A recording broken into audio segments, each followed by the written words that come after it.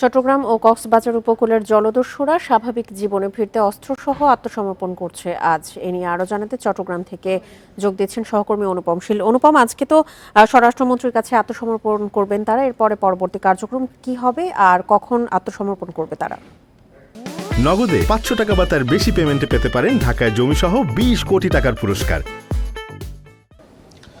চলতি দফায় এবার মোট 50 জনের মতো জলদস্যু মূলত চট্টগ্রামের বাঁশখালী এবং কক্সবাজারের চকরিয়া, পেকুয়া এবং কুতুবদিয়া এই উপকূলে যারা মূলত দস্যুতা করে থাকেন তারা স্বরাষ্ট্রমন্ত্রীর কাছে আত্মসমর্পণ করবেন এবং এই ক্ষেত্রে সামগ্রিক যে প্রস্তুতি সেটি ইতিমধ্যে নেওয়া হয়েছে। এখানে ইতিমধ্যে যারা এই আজকে আত্মসমর্পণ করবেন তাদেরকে নিয়ে আসা হয়েছে, পাশাপাশি তাদের যে সমস্ত আত্মীয় স্বজনরা আছেন তাদেরও অনেকে এসে উপস্থিত হয়েছেন।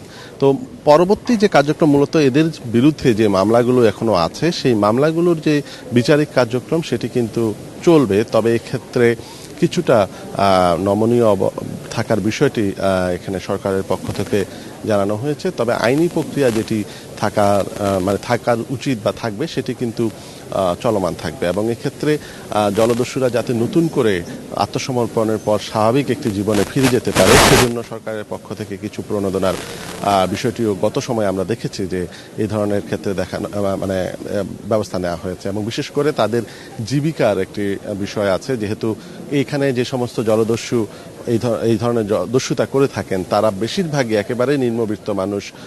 তাদের অর্থাৎ পেশা বলতে যেটি সেটি জলদস্যুতাই ছিল এতদিন এবং সেক্ষেত্রে তাদের যে আয় রোজগার সেটি অত্যন্ত ছোট একটি পরিমাণ এবং সেক্ষেত্রে এই সমস্ত মানুষজন যাতে স্বাভাবিক জীবনে ফিরে এসে তাদের জীবনযাপনটি একটু সহজ স্বাভাবিকভাবে করতে পারেন সেই জন্য যে ব্যবস্থা সেই অনুযায়ী ব্যবস্থা হয়তো কিছুটা সহযোগিতা সরকারের পক্ষ থেকে করা হবে এবং এখানে যারা তাদের আত্মীয় স্বজন এবং জলদস্যুরা যারা আছেন তাদের সাথেও আমরা কথা বলেছিলাম, তারাও এটি প্রত্যাশা করেন এবং এক্ষেত্রে দস্যুরা আজকে যারা মূলত আত্মসমর্পণ করছেন তারা বলছেন যে এতদিন তারা আসলে ঘরে ঠিকমতো ঘুমানোর সুযোগও পেতেন না, কারণ এখানে অনেকেই ধরনের পুলিশি ঝামেলা ছিল, অন্য গ্রুপগুলো তাদের উপর হামলা করতো। সবকিছু মিলিয়ে এখন আসলে এই বিষয়টিকে ঘিরে তারা